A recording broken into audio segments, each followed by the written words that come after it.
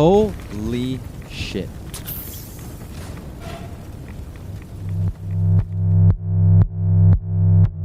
So Fallout 4. What can I say that people haven't? VATS is cool, they improved combat, the world's pretty immersive, the perk system's a bit fucked, and it has its share of bugs that can break the game from time to time. But with everything considered, the game is still pretty awesome. So why make this video? Fallout 4 is a prime example of a game that is almost perfect but misses and is quite obvious about it. Now, I'm not claiming to be some big-time dev programmer or anything of that sort. I just feel the shortcomings of Fallout 4 are a lesson to all game devs. But let's just rip this bitch a new one. Or, well, I guess another one. Whatever. I'm gonna break my critiquing into two categories. Gameplay and story. Okay, so first up is gameplay. The gameplay itself isn't all that bad in Fallout 4. It just falls short in a couple key areas that kind of wreck the immersiveness of the game in its interaction, and two, it kind of holds your hand a little bit too much. Interaction being the ways that you as a player can affect the world, and the hand-holding thing kind of just speaks for itself. The interaction in Fallout 4 at first seems really deep, but by the time you make your way to Diamond City, you start to feel and kind of fear a bit that the interaction is only kind of surface level. None of your actions after like the first couple hours have any real weight or value to them. You don't even care by the end who you side with because, hell, it doesn't matter. Your effect on the wasteland is minimal at most, and at best you're only taking out a couple factions. Sure, sometimes it feels like you have impact. You know, you could go build a bajillion turrets and an awesome fort outside of a farm to protect it, but why would you? There's no point because you end up having to go there yourself, which defeats the whole purpose of building up the turrets and building and fortifying everything anyway. And doing that doesn't make you some epic hero that's saving the wasteland, it just makes you someone's bitch. It's one of the main reasons that I always tell Preston Garvey to go fuck himself, except I can't because the game has a very few set of limited dialogue options, and all of the ones that I am able to use with my stupid charisma perk are basically just for fucking money and stupid shit anyway. So even when you're having conversations with people, it doesn't ever feel like you're controlling the conversation. On top of that, sometimes you've got an option that doesn't even tell you what you're gonna do. How the fuck am I supposed to determine who I'm supposed to be in an RPG when I can't figure out what the fuck I'm saying to anybody? The dialogue system isn't a hard thing to do. You just have to remove the voice acting and go back to the old school way. Now, I personally don't think the voice acting is all that great, and even with good voice acting, I feel like because I played this game for like 200 hours, not at a time, but I mean like for 200 hours, and then I might make another save down the road and play it again, I'm sick of the voice by the time I play through it, and I just want my main character to shut the fuck up. Now, with that aside, I kind of do want to know how you guys feel about the voice acting, so honestly, post down in the comments what you think, whether you think it should go, whether you think it should stay, whether you think it's a good addition. I really honestly do want to know.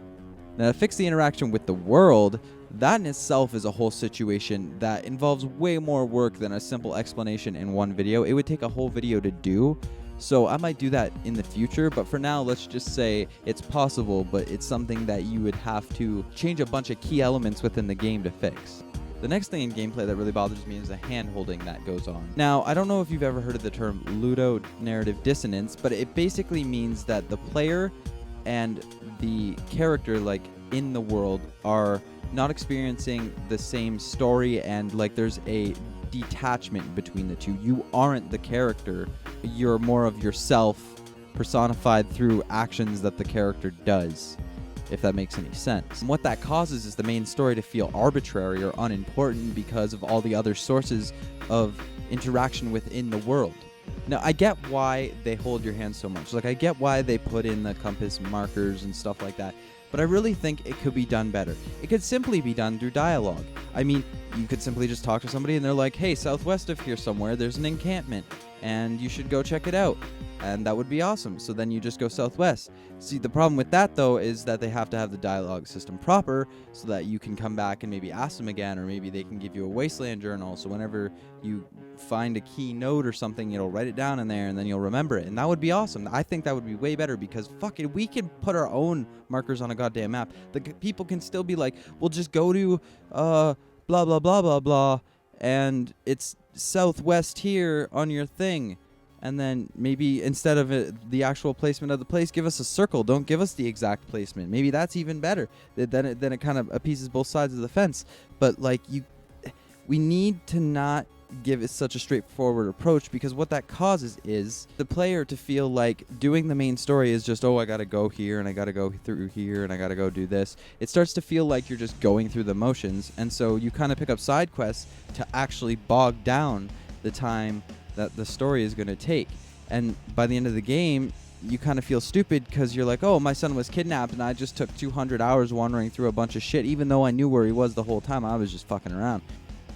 And that's kind of the next one I wanted to talk about, was the story. The story in this game by no means is horrible. I mean, I think they have tons of great setups just with bad execution. For example, the main story. You know, the bombs come down, take your son, you go to the vault, whatever. Wife gets killed, son gets taken. Story, go. And from there, it already starts to fall apart, because you rush out of the vault, don't know where to go, you're given all these directions, then all these people come talking, and then Preston Garvey wants to come fucking have you build some shit. It's just all over your head immediately until you can absorb it a little bit. And I think they needed to spread it out, and B, just it's too much. But anyways, you progress through the story, and you know, they got my son, blah, blah, blah, whatever. I'm going to find my answers. I'm going to get to the thing. And you get to the thing, and you're like, oh, crap, half-ass plot twist. The twist itself is kind of cool. I liked it. Spoiler alert. Your son is now the head of the Institute. He's actually an old man through some weird cryogenics time thing. It's, no time travel involved. It's just math. I don't want to do it right now. But basically, your son came out and he aged and he's older than you now and blah, blah, blah. He's running the Institute, and that's cool. I thought that was a cool twist, but the way they follow through on it is bullshit. So imagine you end and you side with the Institute. Instead of running around in the Commonwealth, killing the other factions for no real reason at all, they invade you. And you hold off an onslaught from the Brotherhood. And then you hold off an onslaught from the Railroad. And then when the Railroad comes in, they capture Sean, and you have to make a decision at the very end of this epic battle. Are you going to spare Sean and save him and then kill all the Railroad and the Brotherhood guys that invaded and start an all-out war against them? Or are you going to kill him and end all the war and release all the synths and, you know, stop doing the stuff at the Institute? And that would be an epic ending for the Institute. I think that would be so cool. But what we get is just a shit salad with a bunch of craptastic sauce, and it wasn't all that great. But the point I'm trying to get at is Fallout 4 wasn't awful in its story writing. It just wasn't executing the endings properly. All of the companions had decent startings. A lot of the, NPCs you do quests for, they have cool startings, but all of the endings just fall flat and make you start becoming cynical and sarcastic about every situation you're in, because you're like, oh, I know what's going to happen. Oh, because this person's going to do this. And it makes you feel kind of like an asshole a little bit. And I guess that's what the game's trying to do. But that's not morality. That's just making you feel like an asshole. I know it seems like I hate Fallout 4, but I don't. In fact, it's my favorite Fallout game made yet. Except for Fallout 2, but that would be very hard to beat. And the reason I wanted to critique it was because it frustrates the hell out of me when something I really love makes me go, why can't you not be stupid? It's a game that does a very good job from giving you a pistol and saying go and turning you into this.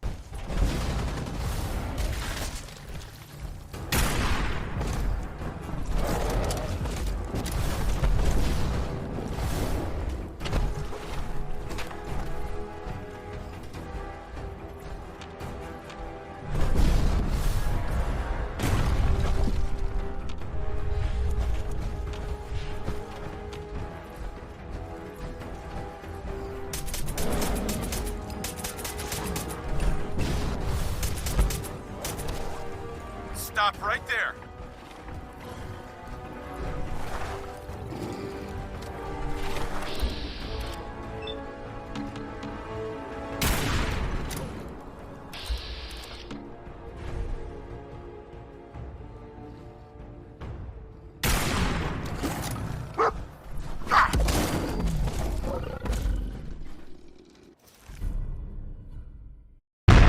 Thank you. I'm Dalton Young from 1331 Studios saying, what's up?